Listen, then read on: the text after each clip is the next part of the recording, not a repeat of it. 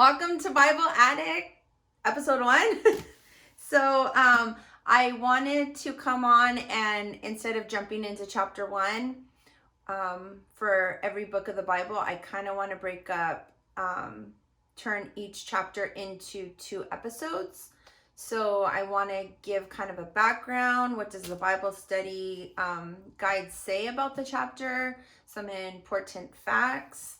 And what does the commentary book say about it? And then episode 2 will be diving into chapter 1. So I love backgrounds and kind of getting to know the book before I start reading it. So I also, for those that don't have the study Bible, I want to read the facts that are given in here. And again, sorry, there's going to be a glare on it. This is the Life Application Study Bible, NLT version. I believe my son will be putting a link on this video for me. So thank God for teenagers that know technology. So he will be putting a link for the Bible. And also just because I love them so much, he will be putting a link for my Bible highlighters. So then it would just be easy for you to look them up. So anyways, let's jump into the history and the background of Esther. So I believe Esther only has 10 chapters. And I'm going to read first from Tony Evans' Bible commentary. I like how he words it, kind of the overview, and it's pretty short. So Esther is a girl, a Jewish girl who will become queen. And so here's the overview. The author of the book of Esther is unknown. The book itself names no writer, and no reliable tradition exists identifying one. So I think that's really important. So yeah, we don't know who the author is. Some speculate that it's Mordecai. You'll find out Mordecai is Esther's older cousin, like really older cousin, who takes her in when she's orphaned. So some speculate that it's Mordecai. And the historical background is, I'm just going to read it from the commentary. In 587 BC, Jerusalem fell to King Nebuchadnezzar, who carried many of the people of Judah into exile in Babylon. In 539 BC, Cyrus the Great, the ruler of Medo-Persia Empire, conquered Babylon and issued a decree permitting exiled people, including the Jews, to return to their homelands. Though many Jews returned, others continued to live throughout the Medo-Persian Empire.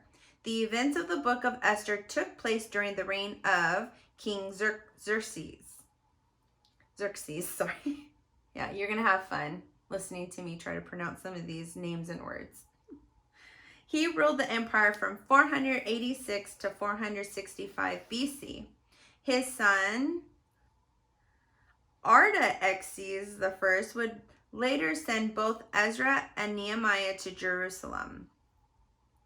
And Tony Evans also writes a message and a purpose of this chapter, which I really love his take on Esther.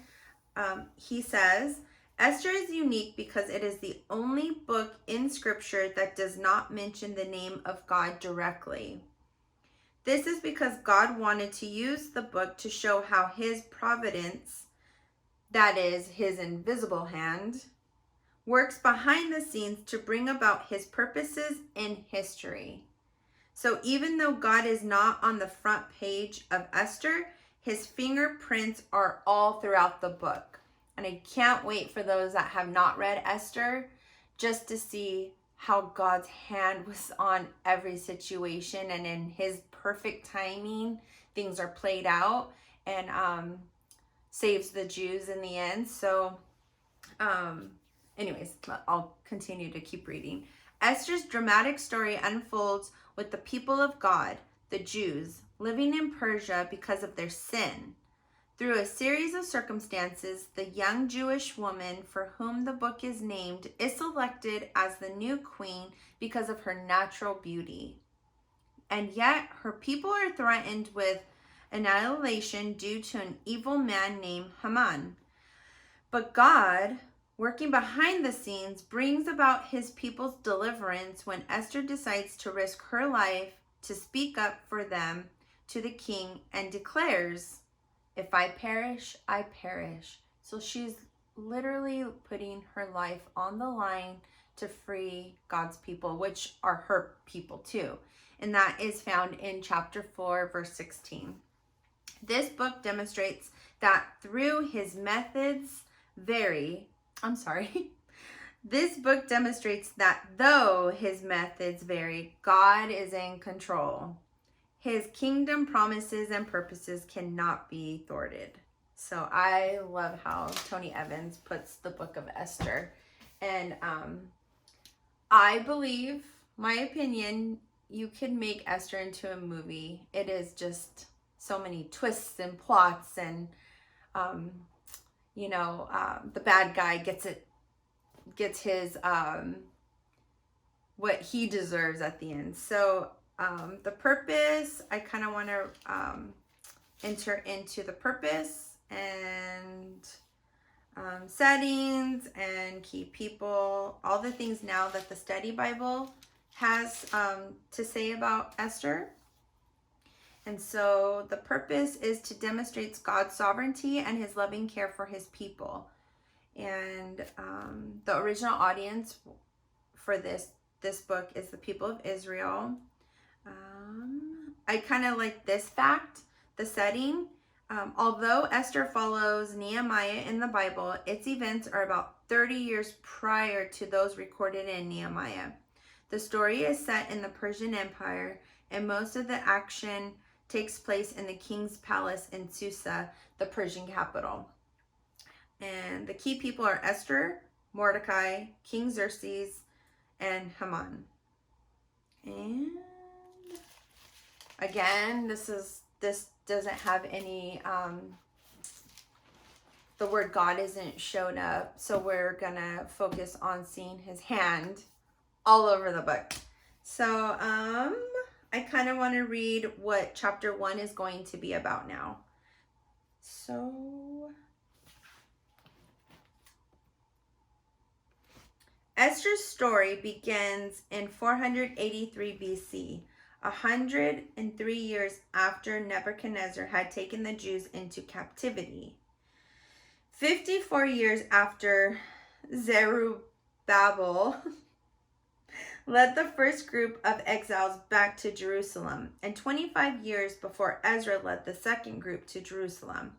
Esther lived in the kingdom of Persia, the dominant kingdom in the Middle East after Babylon's fall in 539 BC. Esther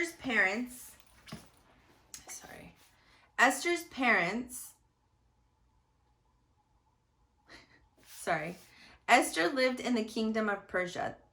Oh my God. Are you guys awake?